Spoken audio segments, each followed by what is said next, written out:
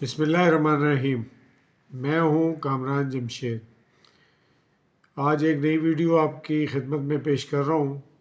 اکثر و بیشتر آپ نے دیکھا ہوگا کہ کچھ لوگ جو ہیں وہ یہ شکایت کرتے ہیں کہ تھکن ہو رہی ہے، جسم میں درد ہو رہا ہے، جوڑوں میں درد ہو رہا ہے۔ تو اس سلسلے میں جو ہے وہ ایک میڈیسن ہے ہومیوپیتھک کی، جس کو کہتے ہیں روٹا۔ روٹا کا اثر جو ہے وہ زیادہ تر یا تو ہوتا ہے جوڑوں پہ یا پھر آنکھوں کے اوپر۔ تو آنکھیں جو ہے وہ کمزور ہوتی ہیں اور آدمی صحیح طریقے سے دیکھ نہیں سکتا۔ تو یہ ایسی آنکھوں کی جو نظر کمزور ہے، جس میں آدمی باریک کام کرتا ہے یا کپڑے سیتا ہے اور اس کو سوئی میں دھاگا ڈالنا پڑتا ہے، اور وہ باریک کوئی چیز پڑھ رہا ہوتا ہے، اس میں اس کو دقت ہوتی ہے، تو ایسی صورت میں جو ہے وہ آپ روٹا کو ضرور یاد رکھیں۔ روٹا جس کے بارے میں آگے چل کر اور باتیں بھی بتاؤں گا۔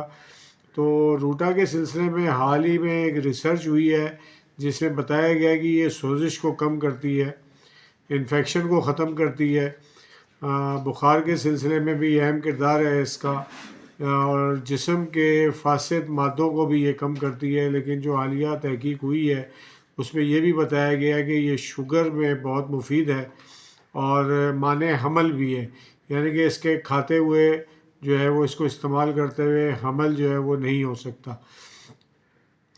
تو ان کو جو ہے یہ دوا استعمال کرنے کی اجازت ہے، لیکن مانع حمل کے سلسلے میں آپ کو بتا دوں کہ یہ بہت سوچ سمجھ کے کرنے والا کام ہے، اور اس کی جو ہے وہ تحقیق کے بعد جو ہے یہ کرنا چاہیے۔ لیکن کوشش یہ کریں کہ مسلمان ہونے کے ناطے ایسا کام نہ کریں کہ جس سے اللہ تعالیٰ ناراض ہو۔ اس کے علاوہ جو میں نے آپ کو یہ بتایا کہ جسم پہ جو ہے وہ بہت گہرا اثر کرتی ہے ہڈیوں کے اوپر، اور اس کی علامات تقریباً وٹامن ڈی کی ڈیفیشنسی کے جیسی ہے۔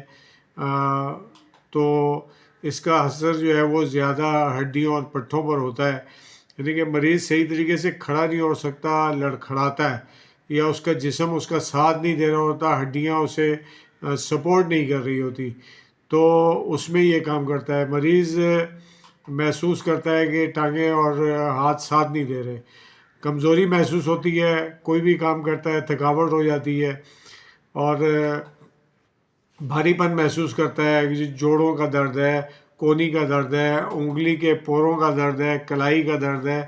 تو اس سلسلے میں اور سیڑھیاں چڑھنے میں جب دقت ہوتی ہے تو اس میں جو ہے وہ روٹا بہت اچھا کام کرتی ہے۔ اس میں جب درد ہوتا ہے آپ کو گھٹنوں میں، ایڑیوں میں اور ٹخنوں میں اور پیر کی انگلیوں میں جب درد ہو آپ کو، تو روٹا جو ہے وہ آپ کو ہمیشہ یاد رکھنی چاہیے۔ اس میں جو تکلیف ہوتی ہے نا، ایسا لگتا ہے کسی نے آپ کو مارا ہو، یعنی کہ مار کے جو ہے آپ کا برا حال کر دیا ہو۔ اسی طرح سے جسم میں درد ہوتا ہے، ہڈیوں میں درد ہوتا ہے، جوڑوں میں درد ہوتا ہے۔